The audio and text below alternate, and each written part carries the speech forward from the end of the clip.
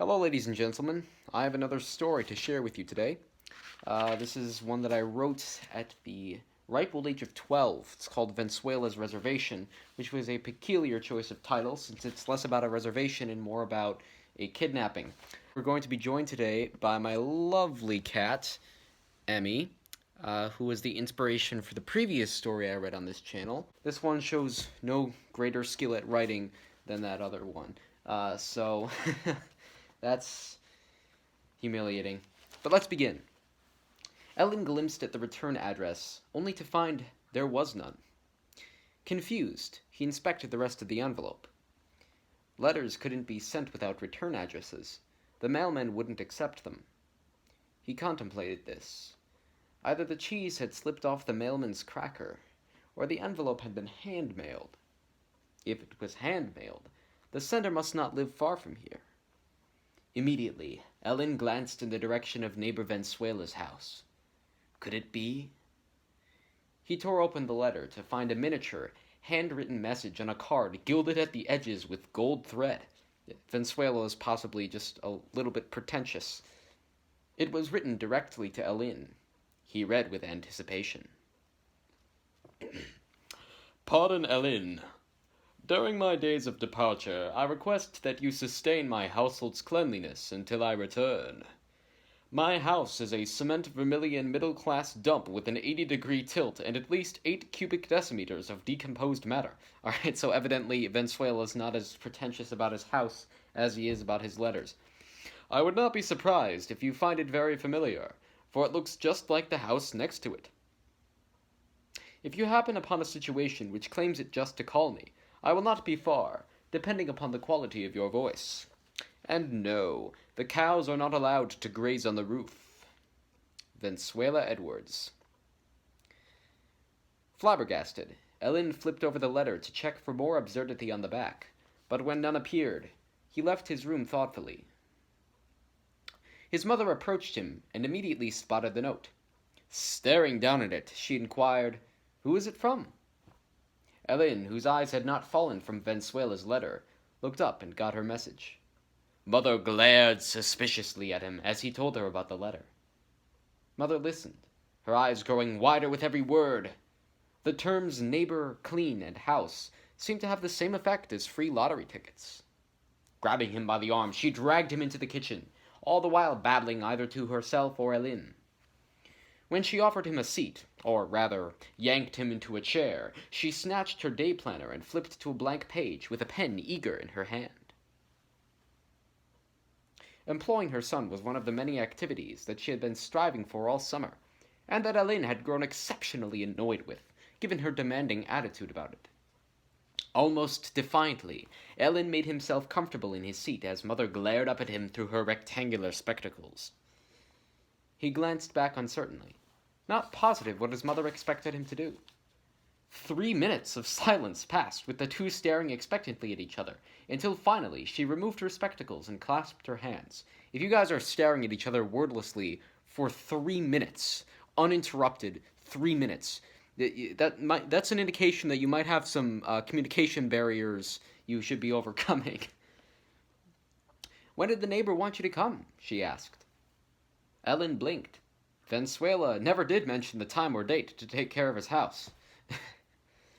Mother answered Ellin's expression before he could put his confession into words. Well, then go ask, she dictated. Ellin glared at her. Was his mother requiring him to confront neighbor Vensuela? Well, no. She wants you to clarify when Vensuela wants you to clean his house, because apparently he wasn't conscientious enough to include that important information in his letter.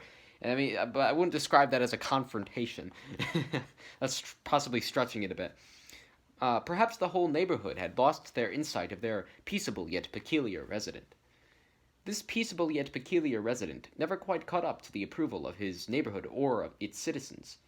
Well, I assume by his neighborhood you mean its citizens, so that's kind of redundant.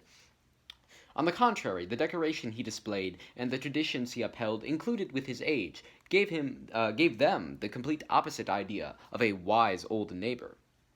Regardless of this, Ellin nodded and slipped on his boots and jacket. Pay attention to the times they want you to come, so you know when you need to. she pointed out as he departed. That's that's a strange thing to say. It's also kind of obvious. Outside, it was teeming with snowflakes. Sheets of snow poured down like rain. Sheets of snow poured down like rain, spiraling in the wind like aerial washing machines. My 12-year-old mind was just ripe with analogies, wasn't it? As Ellin approached the street to saunter over, though, neighbor Vensuela's house. All right, I think I meant to say saunter over to neighbor Vensuela's house, but alas, there is an H betwixt the T and the O. No matter. As Ellin approached the street to saunter over to neighbor Vensuela's house, he realized that the ice blanketing the road was nearly a foot thick. Too thick for the mail truck, he estimated. He yanked at the handle of his mailbox. It would be useless to attempt delivery, even if the mail truck chanced to come around. That was probably why Vensuela left his letter at the front doorstep. Ellin trod alongside the icy street, turned into his neighbor's driveway, and jumped. Nothing had happened. Ellin cringed. What is going on here? The property seemed so normal. Even the miniature SUV sat idly in the driveway like any other car. So you jumped because the property was normal.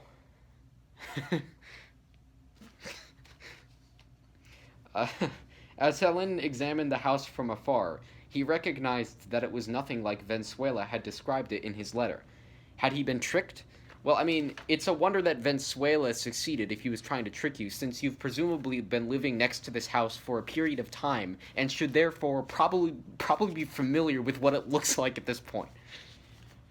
Oh, man. Vensuela had to be home, but everything seemed so ordinary and serene. There was obviously something wrong. Ellin traipsed forward.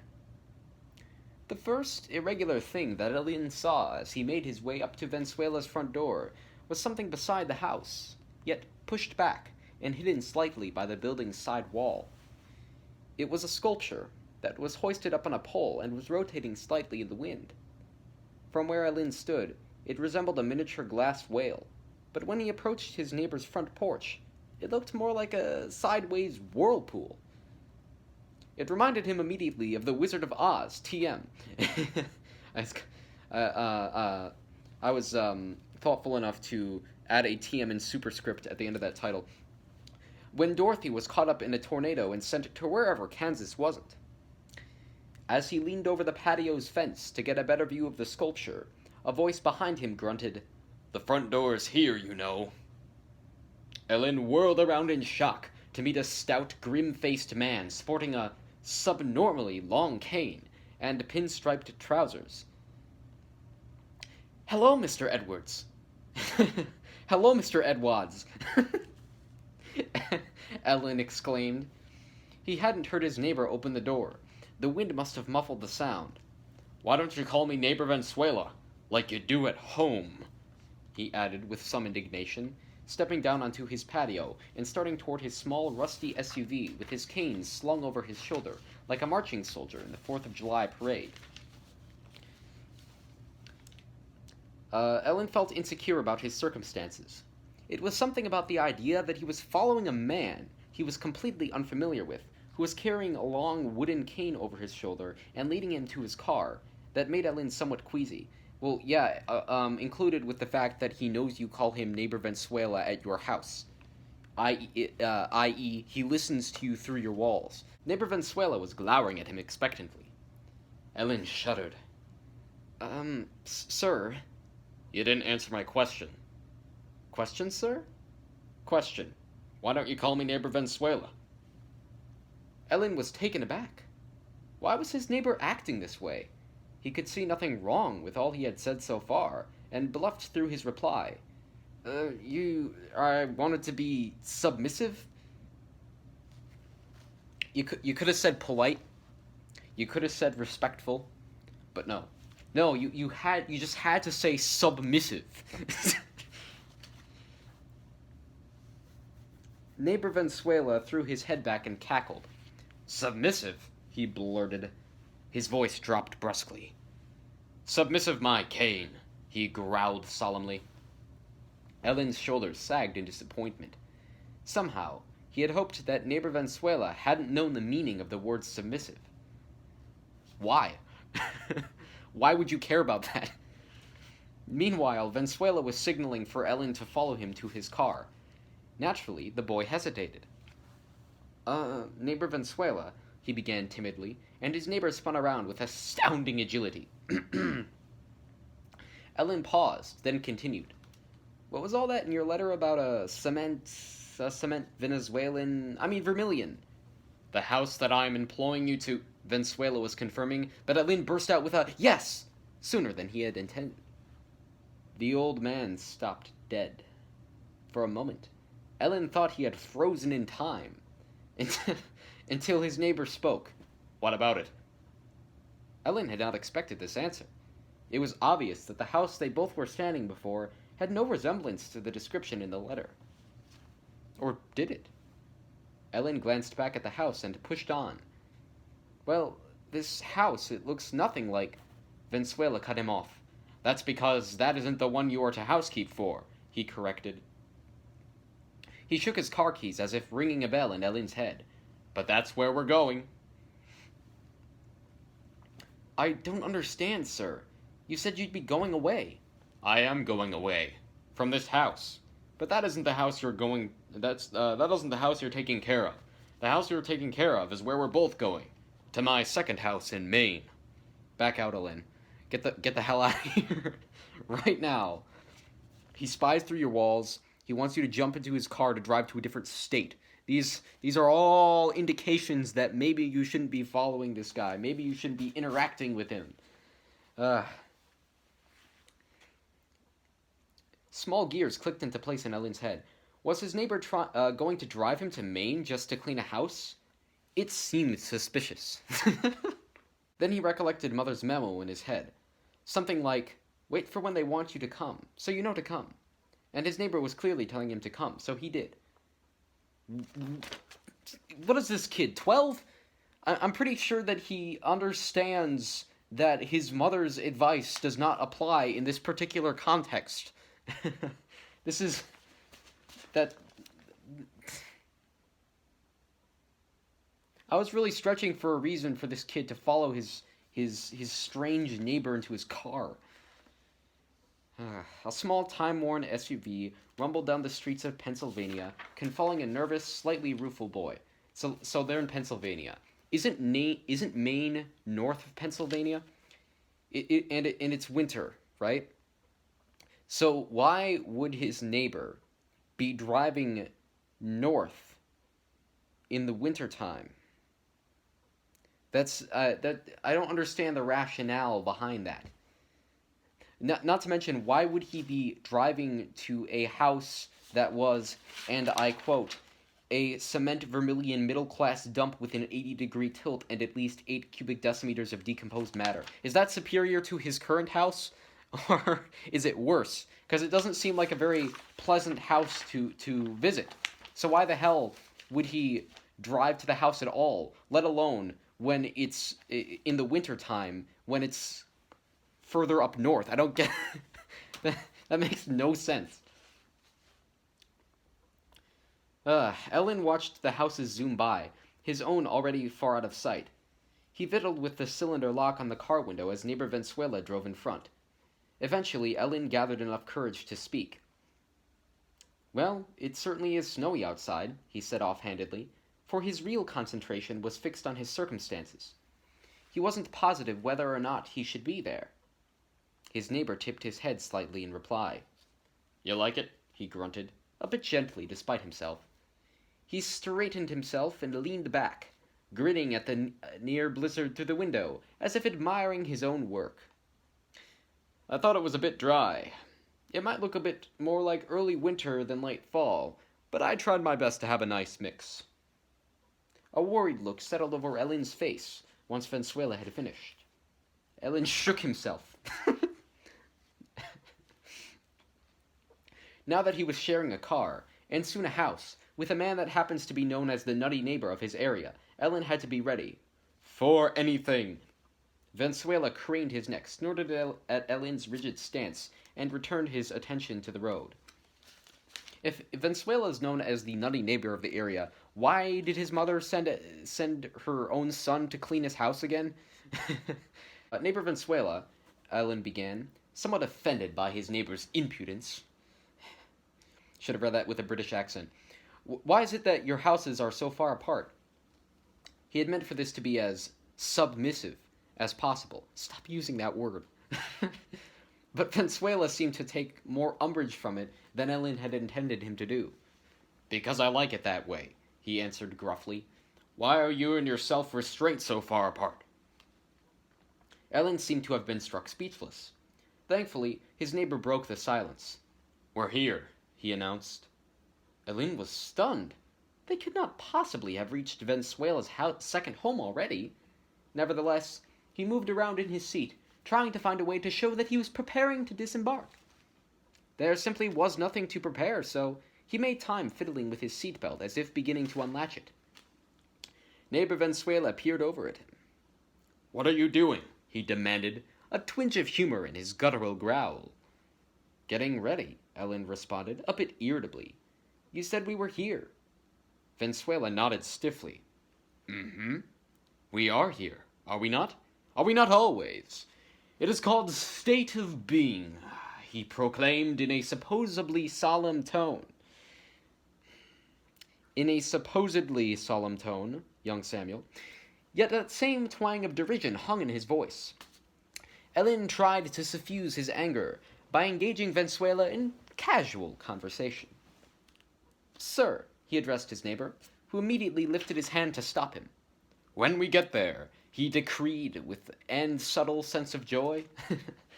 Of course, when we get there was no delay according to Ellin. It was an eternity. Why'd you climb into the stranger's car again? Ellin had been sitting in the car seat for such a long period that his toes ached. Stumbling out of the decrepit vehicle once they reached their destination, he found it alien to be standing upright, so scrambled over to the nearest rock to sit. As he did so, he cautiously watched neighbor Vensuela making his way out of the car. For a fleeting moment, Ellin thought he detected an almost murderous look on Vensuela's face, but his neighbor's expression settled to a mere vexed look, which was none more reassuring. Get off of Tarragon, Vensuela murmured angrily as he approached Ellin. Ellin was, as most of all his circumstances were, confused. Tarragon, sir? He questioned, perplexed.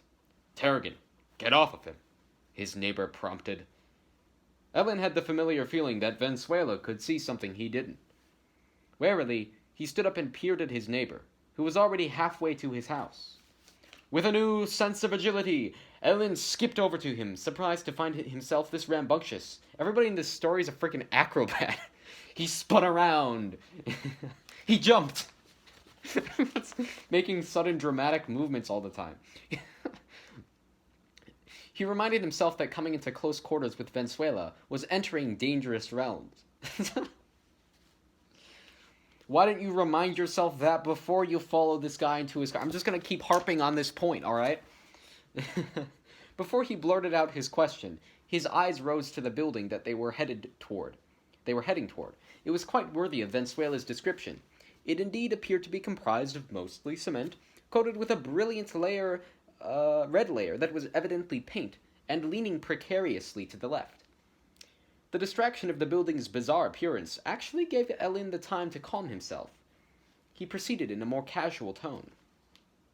Sir, who's Tarragon? He asked swiftly, trying to make this prompt so as not to arouse any discord.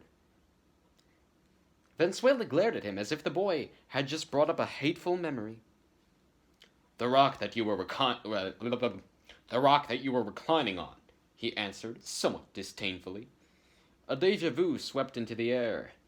It was the same worried feeling that Ellin had had when Vensuela commented on the blizzard. He knew the rules of respect toward authorities. But if Vensuela started to name all of his rocks, Ellin might have to put a foot down.